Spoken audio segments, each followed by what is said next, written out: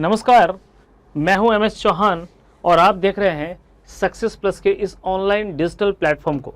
Success plus के इस online digital platform पर मैं आप सभी का हार्दिक अभिनंदन करता हूं। डियर स्टूडेंट्स, आज बहुत ही महत्वपूर्ण, बहुत ही मोस्ट इम्पॉर्टेंट टॉपिक को हम पढ़ने जा रहे हैं और यह टॉपिक है हमारा, ये टॉपिक जो हमारा है वो है यूरी ब्रॉन-फैन-ब्रेनर की theory. Urie Bronfenbrenner's ecological theory of development, developmental psychology में इनका बहुत ही महत्वपूर्ण योगदान है और इस योगदान में इन्होंने इकोलॉजिकल सिस्टम दिया है और इकोलॉजिकल सिस्टम थ्योरी को हम पढ़ेंगे। Ecological theory of development, ecological theory of development.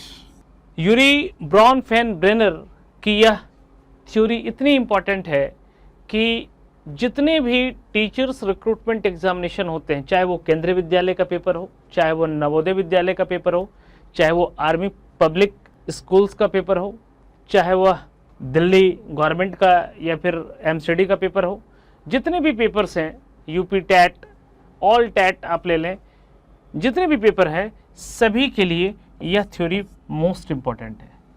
VVI very very important chapter है जिसको आज हम पढ़ने वाले हैं। क्लियर है? चलिए, यूरी ब्रॉन-फैन-ब्रेनर की बायोग्राफी आपके सामने है। इसको भी आप चाहें तो स्क्रीनशॉट के माध्यम से आप क्लिक कर लें और या फिर आप नोटबुक लेकर के बैठें ताकि आप मेन चीज़ों को नोट कर पाएँ। इनका जन्म 29 अप्रैल 1917 में हुआ। ठीक है, 29 अप्रैल 1917 में हुआ और कहाँ हुआ तो याद रखिएगा, ये मूल रूप से तो मॉस्को रसिया के थे, मॉस्को रसिया के, लेकिन आफ्टर 6 ईयर्स, लगभग 6 साल के बाद यह 1923 के आसपास यह जो है बेसिकली यूएस शिफ्ट हो गए। कहाँ पे? US, America. तो रसियन अमेरिकन साइकोलॉजिस्ट भी इनको कहा जाता है। हालांकि इनका वर्क प्लेस अमेरिका ही रहा है, तो पेपरों में जब भी आए तो आप अमेरिकन साइकोलॉजिस्ट पे टिक करेंगे, है ना। जो इनका वर्क प्लेस रहा है, जहाँ पे इन्होंने शोध किया है, वो अमेरिका ही था, लेकिन मूल रूप से अगर पूछा जाए तो आपको रशिया बोलना है। ठीक है, मॉस्को रशिया। चलिए, अब इनका जो रिसर्च रहा है, इन्होंने मास्टर्स किया हार्वर्ड से डेवलपमेंटल साइकोलॉजी। आप देख पा रहे होंगे डेवलपमेंटल साइकोलॉजी में इनका कई रिसर्च रहा है और डेवलपमेंटल साइकोलॉजी में जो इकोलॉजिकल थ्योरी ऑफ डेवलपमेंट है यह मोस्ट इम्पॉर्टेंट है। इसी को हम आगे पढ़ेंगे।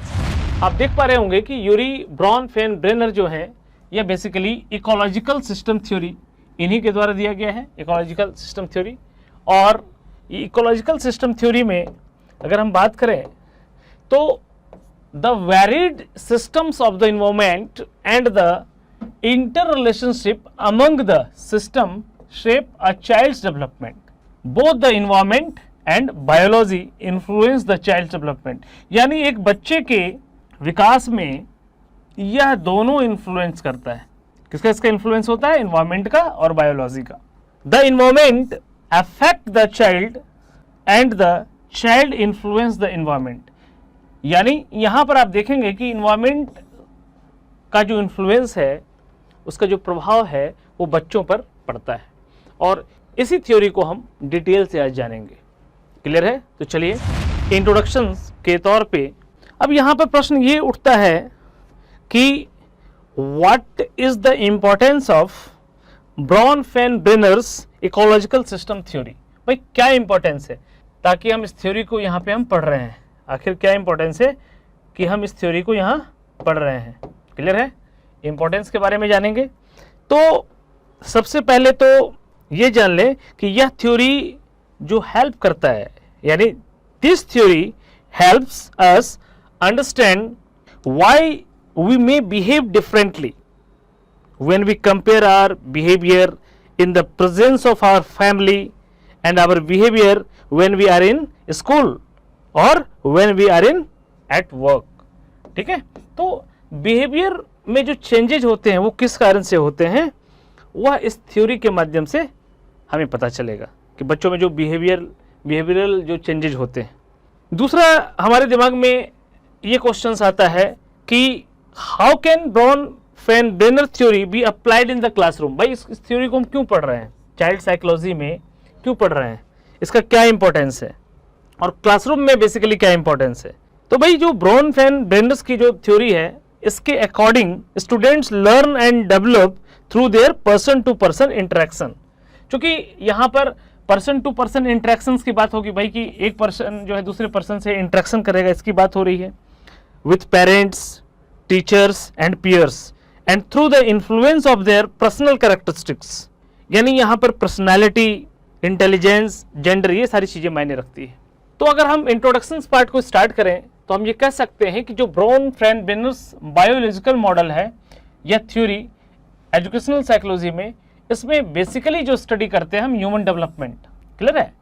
He was influenced by developmental psychology. आप देखना यहाँ पर कि डेवलपमेंटल साइकोलॉजी में यूरी बेन फैन ब्रेनर ने बहुत अच्छा रिसर्च किया है। और यह किसको फॉलो करते हैं? यह फॉलो करते हैं लेव वाइगोत्स्की को। क्लियर है? लेव वाइगोत्स्की जिन्होंने सोशियो कल्चरल थ्योरी दिया था, ठीक है ना। Yes, the ecological system theory was developed by Urie Bronfenbrenner. यहां से भी प्रश्न आता है, जो आपके येलो कलर में यहां पर बोल्ड किया हुआ है टेक्स्ट, इसको आप लर्न करेंगे ठीक प्रकार से, क्योंकि यहां से प्रश्न पूछा जाता है कि यह थ्योरी किसके द्वारा, यूरी ब्रॉन फैन ब्रेनर ने कौन सी थ्योरी दी है, तो द इकोलॉजिकल सिस्टम थ्योरी दी है। या पूछ दे कि इकोलॉजिकल सिस्टम थ्योरी किसने दिया है, तो यूरी ब्रॉन फैन ब्रेनर ने दिया है। Bronfenbrenner believed that a person's development was affected by everything in their surroundings environment. He divided the person's environment into 5 different levels. इन्होंने जो environment है इसको 5 अलग अलग स्तर में बांटा है, पार्ट में बांटा है, जिसमें सबसे पहला जो इनर है, सबसे जो अंदर का है लेयर, वो है माइक्रो सिस्टम, दूसरा है मेजो सिस्टम, तीसरा है एक्सो सिस्टम, चौथा है मैक्रो सिस्टम और पांचवा है क्रोनो सिस्टम। एक एक करके इसके बारे में जानेंगे। चलिए आइए हम एक एक करके जानते हैं और विस्तार से। ये आप देख रहे होंगे फिगर, यहाँ पर आप देख पा रहे होंगे कि यहाँ जो सेंटर में है, सेंटर में कौन है? चाइल्ड है। तो बालक हमेशा से क्या है? केंद्र बिंदु में। याद रखेंगे, बालक हमारा क्या है यहाँ पे? केंद्र बिंदु में। ठीक है, केंद्र में है। और आप यहां देख पा रहे होंगे फैमिली, स्कूल, पियर्स, प्लेग्राउंड, ये सारे जितने भी देख रहे हैं आप, यह बेसिकली इमीडिएट सराउंडिंग्स हैं। किसके? इस बालक के इमीडिएट सराउंडिंग्स के रूप में है। फिर और ये आप कह सकते हैं कि सबसे जो इनर सर्कल, यानी ये केंद्र जो है, केंद्र में कौन है? बालक है। और इस केंद्र के सबसे इमीडिएट लेवल्स में कौन आता है? मैक्रो सिस्टम आता है। सूक्ष्म तंत्र इसे कहते हैं। इसे आप सूक्ष्म तंत्र भी कह सकते हैं हिंदी में अगर बात करें, या फिर इसे लघु तंत्र भी कह सकते हैं। लघु तंत्र भी कह सकते हैं। तो बालकों के संपर्क में जो सबसे नजदीक में आता है वो आपका फैमिली, स्कूल, पियर्स है ना, पड़ोस वगैरह आता है। आप देख पा रहे होंगे कि माइक्रो सिस्टम से जो नेक्स्ट सिस्टम है वो है मेजो सिस्टम का। और मेजो सिस्टम 2 माइक्रो सिस्टम के बीच के कनेक्शन को कहते हैं। जैसे यहाँ पर आप समझो कि यहाँ पर माइक्रो सिस्टम हमारा अगर पेरेंट्स है और यहाँ पर अगर हमारा टीचर है, तो हमारे टीचर और पेरेंट्स के बीच में जो मधुर संबंध होगा, जो गुड रिलेशन होगा, वो मेजो सिस्टम का पार्ट है, वो मेजो सिस्टम का काम है। क्लियर है? इसलिए इसको मध्य मंडल कहते हैं। इसको क्या कहते हैं हिंदी में? मध्य मंडल कहते हैं। ये बीच का काम करता है, कनेक्टर का काम करता है। क्लियर है? इंडिविजुअली 2 माइक्रो सिस्टम के बीच के रिलेशन को मधुर करने वाला, जोड़ने वाला, एक अच्छा कनेक्शन वाला जो सिस्टम है वो मेजो सिस्टम कहलाता है। क्लियर है? आपको समझ में आ रहा होगा? समझ में आ गया होगा ये? ठीक है। उसके ऊपर का देखेंगे तो ये एक्सो सिस्टम है। इसको बाह्य तंत्र कहते हैं। क्या कहते हैं? बाह्य तंत्र कहते हैं। अब यहाँ पे एक्सटेंडेड फैमिली है ना, पेरेंट्स, इकोनॉमिक सिचुएशन, स्कूल का जो बोर्ड हो गया, गवर्नमेंट की जो एजेंसी हो गई, सोशल सर्विसेज और हेल्थ केयर हो गया, मास मीडिया हो गया, ये सब आता है एक्सो सिस्टम का पार्ट। क्लियर है? एक्सो सिस्टम का पार्ट आता है ये। तो ये भी याद रखेंगे आप, समझ पा रहे हैं, जो बाह्य तंत्र है। उसके बाद आता है यहाँ पर बृहद तंत्र, कह सकते हैं मैक्रो सिस्टम। मैक्रो सिस्टम जो है आप इस तरह से भी याद रख सकते हैं कि जो सबसे इनर है वो माइक्रो है, माइक्रो के नेक्स्ट मेजो है, मेजो से बाद का है एक्सो और फिर है मैक्रो। इसमें आपका एटीट्यूड्स एंड आइडियोलॉजिकल कल्चर है, कल्चर इसमें आ जाएगा आपका। बेसिकली आप कह सकते हैं कि नियम कानून जो है इसमें आ जाएगा आपका। और जो सबसे बाहर का जो ये है, जो देख रहे हैं आप, ये है क्रोनो सिस्टम, यानी environment changes in occur over the life occurs, यानी यहाँ पर एक पूरे लाइफ स्पैन की अगर बात करें या टाइम पीरियड की बात करें तो ये क्रोनो सिस्टम का पार्ट हो जाएगा। यस या नो? तो बहुत ही बेसिक पिक्चर है, इस पिक्चर के माध्यम से भी आप पूरे इकोलॉजिकल डेवलपमेंट थ्योरी को आप समझ सकते हैं। चलिए, मैं उम्मीद करता हूं कि आपको बेहतर तरीके से समझ में आ गया होगा। जो भी इस चैनल को आज पहली बार देख रहे हैं तो हमारे चैनल को सब्सक्राइब कर लें ताकि इस तरह के बेहतरीन वीडियो आप तक समय से पहुंचते रहे। क्लियर है? लाइक कर दें और सब्सक्राइब कर दें और इसको ज़्यादा से ज़्यादा शेयर कर दें ताकि ज़्यादा से ज़्यादा स्टूडेंट्स के पास ये वीडियो पहुंच सके। चलिए अब समझते हैं जो माइक्रो सिस्टम, सबसे पहले इनर लेयर माइक्रो सिस्टम, यानी यहाँ पर अगर बात करें तो यह basically individual human relationship, interpersonal interactions and immediate surroundings को कहते हैं। क्लियर है? जैसे कि पेरेंट्स हो गए, सिबलिंग्स हो गया, स्कूल इन्वायरमेंट हो गया। सपोज करें कि यह मोहन की तस्वीर है, एक एग्जाम्पल के तौर पे। यह तस्वीर किसकी है? मोहन की है। और मोहन की अगर हम बात करें तो मोहन यहाँ पर अगर हम बात करें तो सपोज कीजिए कि मोहन के जो क्लास टीचर हैं, मोहन के जो क्लास टीचर हैं, ठीक है, टीचर किसका है भाई? मोहन स्कूल जाता होगा तो स्कूल में मोहन के जो क्लास टीचर हैं और मोहन के जो पेरेंट्स हैं। अब देखो यहां पे क्लास टीचर भी किस सिस्टम का पार्ट है? माइक्रो सिस्टम का पार्ट है। Got it? और पेरेंट्स भी किसका पार्ट है? माइक्रो सिस्टम का पार्ट है। अब ये इन दोनों के बीच में रिलेशन कैसा होना चाहिए? मधुर होना चाहिए, एक अच्छा रिलेशन होना चाहिए, गुड रिलेशनशिप होना चाहिए। क्लियर है? तो ये दो अलग अलग माइक्रो जब अच्छे रिलेशनशिप में आपस में जुड़ते हैं तो वो क्या कहलाता है? मेजो सिस्टम। क्या कहलाता है? मेजो सिस्टम कहलाता है। क्लियर है? The first part of his micro system is his home environment. अगर हम बोले पहला पार्ट क्या है, किसी भी बच्चे का पहला पार्ट जो होता है माइक्रो सिस्टम का, वो उसका घर होता है, अपना घर, अपनी फैमिली, अपना परिवार, अपने भाई बहन, सिबलिंग्स, है ना। सबसे अधिक समय तक वो यहीं पे समय बिताता है। क्लियर है? This include his interactions with his parents and little sisters.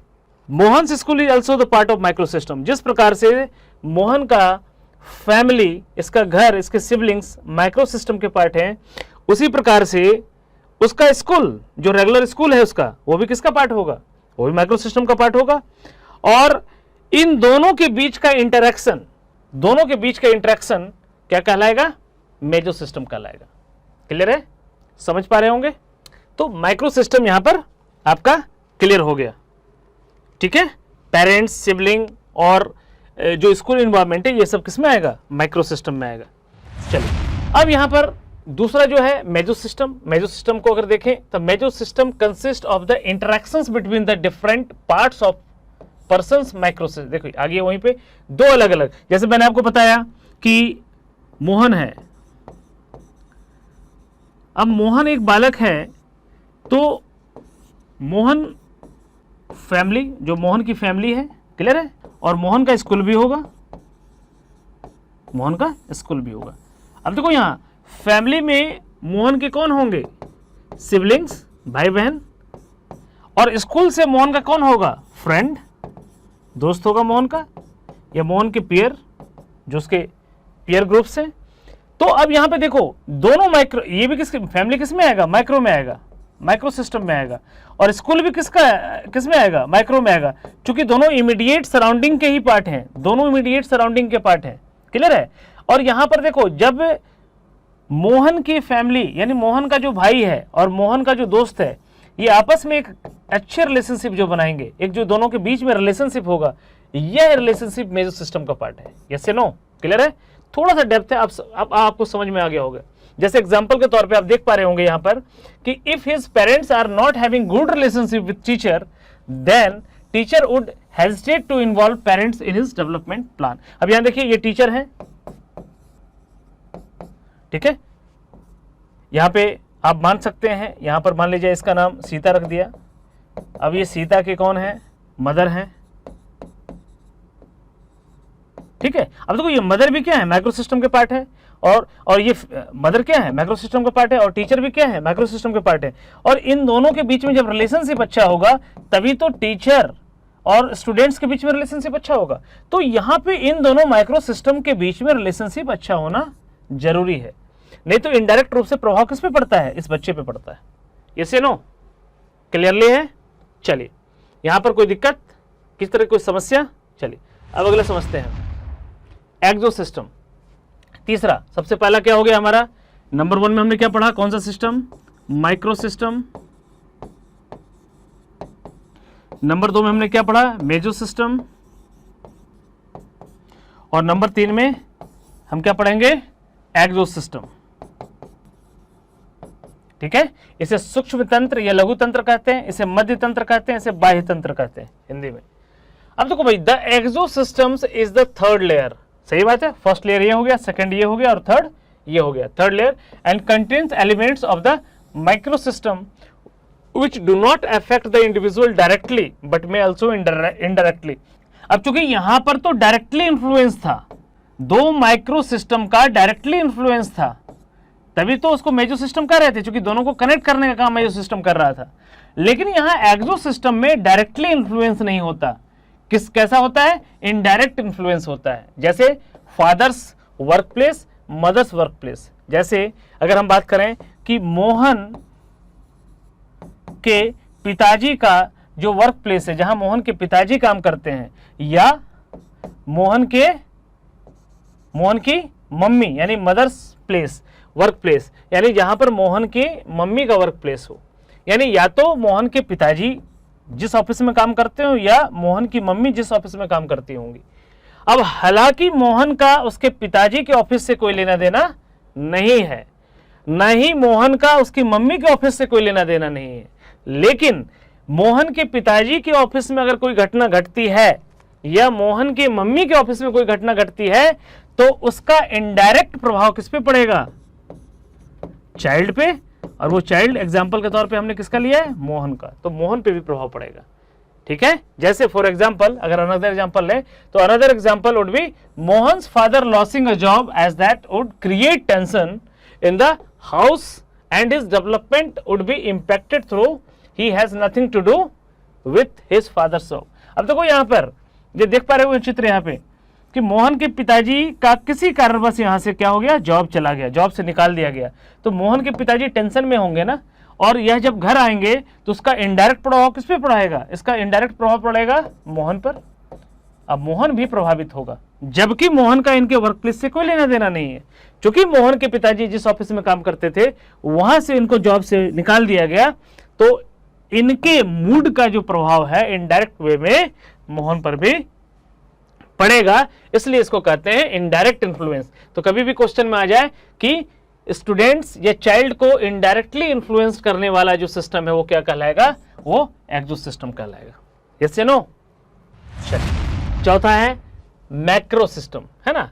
अब the macro system consist of the cultural environment. इसमें जितने भी कल्चर की बात होगी, जितने भी इन्वायरमेंट की बात होगी, वो सब मैक्रो सिस्टम में आएगा। और सोसाइटल बिलीफ्स की बात होगी, है ना, जो भी सामाजिक मान्यता या सामाजिक विश्वास की बात होगी वो इसमें आएगा। In which the person lives, example of this would include gender norms और रिलीजियस इन्फ्लुएंस। तो एक बार याद रखना कि जो भी जेंडर नॉर्म्स होगा, जो भी रिलीजियस इन्फ्लुएंस होगा, जो भी कल्चरल इन्वायरमेंट होगा या सोसाइटल बिलीफ्स होगा, ये सारे किसके पार्ट होंगे? ये सारे होंगे मैक्रो सिस्टम के part, not micro, macro. Yes, example के तौर पे अगर हम किसी हिंदू फैमिली के एक लड़के को बोले कि भाई तुम अगर बीफ खाओगे, है ना, बीफ, तो तुम्हारा कोई भी बीमारी ठीक हो सकता है, तो यह इस हिंदू फैमिली के बच्चे को एक्सेप्ट करना बड़ा मुश्किल होगा, क्योंकि वो बिलीव नहीं करेगा। क्यों? क्योंकि वो हिंदू फैमिली का लड़का है और वह बीफ खाना कभी भी पसंद नहीं करेगा, चाहे वह बीमारी से मर जाए या वो ठीक ना हो। क्लियर है? एक दूसरा एग्जांपल लेते हैं, किसका? जेंडर नॉर्म्स का, कि भाई parents would find girls who play football as abnormal. आपने देखा होगा जेंडर बायस एक चैप्टर है, आपने सीटेट में पढ़ा होगा, जिसमें लिंग के आधार पर उसके काम का बंटवारा कर देना या उसके खेलों को बांट देना। जैसे ये लड़की अगर फुटबॉल खेल रही है तो आप मान के चलो कि हमारे समाज में ये जेंडर नॉर्म्स है कि लड़कियां फुटबॉल नहीं खेलती, लड़कियां ज्यादातर इंडोर गेम्स खेलती हैं या फिर लड़कियां घर के काम को करती हैं। तो यह समाज के लिए क्या है? एबनॉर्मल है। तो इस तरह की जो चीजें हैं ये सब किसका पार्ट होगा? मैक्रो सिस्टम का पार्ट होगा। तो मोटे तौर पे याद रखना, मैं फिर से बता रहा हूं, कल्चरल इन्वायरमेंट जब शब्द आपको दिख जाए, सोशिएटल बिलीफ्स, क्लियर है, यहां पर रिलीजियस इन्फ्लुएंस और जेंडर नॉर्म्स, तो आप समझ जाना यह बात कर रहा है मैक्रो सिस्टम का। यस या नो? क्लियर है? चलिए आगे की ओर बढ़ते हैं। और ये लास्ट और पांचवा है Chrono system. The Chrono system includes the transition and shift in one's life span. One classic example of this, how diverse as a major life transition may affect not only the couple's relationship but also their children's behavior। आपने देखा होगा कि शादी के बाद पति और पत्नी में तलाक होता है और उसका बच्चे पे कुप्रभाव पड़ता है। यानी आप अगर बिहेवियर देखेंगे तो इस बच्चे का जो बिहेवियर है उसमें आपको बहुत बदलाव देखने को मिलेगा। अकॉर्डिंग टू मोस्ट रिसर्च, ज्यादातर research, children are negatively affected. बच्चे कैसे करते हैं? एक नकारात्मक व्यवहार करते हैं। On the first year after the divorce, the next year after it would be reveal that the interactions within the family becomes more stable and agreeable. यानी पहले साल में, जैसे कि 2020 में अगर डाइवोर्स हुआ है तो 2020 से 21 में बच्चा इस चीज को एक्सेप्ट ही नहीं कर पाता, इसको एक्सेप्ट नहीं करता, स्टेबल नहीं हो पाता, एग्रीएबल नहीं हो पाता उस चीज को लेकर के। समझ रहे हैं? जैसे जैसे यह समय बीतेगा, यानी 2020 से 21 में उसने क्या किया? स्वीकार नहीं किया। लेकिन जैसे ही 2022, 21, 22, 23 यानी 2 से 3 साल के दरमियान जब दूसरे साल में जाएगा या तीसरे साल में जाएगा तो बच्चा धीरे धीरे स्टेबल होने लगता है। उसका इमोशंस कैसा होने लगता है? उसके इमोशंस, बच्चे के जो इमोशंस होते हैं वो स्टेबल होने लगते हैं। बच्चा हर चीज़ के लिए एग्रीएबल होने लगता है क्योंकि वो हैबिचुअल हो जाता है और उसके बिहेवियर में भी स्टेबिलिटी आने लगती है धीरे धीरे। ठीक है? तो यह एक समय के साथ होता है, एक निश्चित समय के बाद बदलाव होता है। इसको, इस तरह के जो घटनाक्रम होते हैं इसको क्रोनो सिस्टम में रखते हैं। इससे नो बेहतर तरीके से समझ पा रहे होंगे आप भाई। तो रट्टाफिकेशन से नहीं काम चलेगा, आप कंसेप्ट से पढ़ो चीजें, तभी आपको इससे क्वेश्चंस भी पूछे जाएंगे और उसका जवाब दे सकते हो। इम्प्लीकेशन क्या है? ये बहुत इंपॉर्टेंट है क्योंकि कई बार आपने देखा होगा कि केवीएस या DSSB में यहां से बहुत सारे प्रश्न पूछे जाते हैं और इवन सीटेट में भी पेडागोजी के जो प्रश्न होते हैं वो भी यहां से बनते हैं। तो इसको आप ठीक प्रकार से समझिएगा। पहला इंप्लीकेशन क्या है भाई? तो teacher must consider the environment of home while giving homework to the children. एक टीचर होने के नाते आप ये जरूर जान लें कि बच्चे को जब भी आप होमवर्क दें, घर के लिए आप टास्क दें, तो ये जरूर जान लें कि बच्चा किस इन्वायरमेंट से आता है, बच्चे का जो होम एटमॉस्फेयर है वो कैसा है। ठीक है? क्लियर है? क्योंकि वो इन्वायरमेंट बच्चे को इन्फ्लुएंस करेगा। दूसरा, if a child is not behaving properly then parents and teacher दोनों की ड्यूटी है should study these levels environment to find out what the real problem is. अगर बच्चा नहीं पढ़ पा रहा है या फिर बच्चे के अंदर कोई समस्या है तो पेरेंट्स यानी माता पिता और शिक्षक के का यह दायित्व है कि वह बच्चों के प्रॉब्लम्स को ढूंढें, समझें और उनकी समस्याओं को दूर करें। तीसरा, teacher should give education in the socio cultural context. आप जब भी किसी बच्चे को आप एजुकेशन दें तो वह एजुकेशन उस किसके कंटेक्स्ट में होना चाहिए? उस बच्चे के सोशियो कल्चरल कंटेक्स्ट के आधार पर होना चाहिए, based on socio cultural context. Clear है? तो इस प्रकार से आप देख सकते हैं कि कितना इंपॉर्टेंट चैप्टर है ये, जिसमें हमने एक एक करके डिस्कस किया। क्लियर है? जिसमें हम सबसे पहले डिस्कस किया हमने नंबर 1 माइक्रो सिस्टम का, यहां से प्रश्न आपके आते हैं। दूसरा आपका मेजो सिस्टम, तीसरा हमने एक्सो सिस्टम, चौथा आपका मैक्रो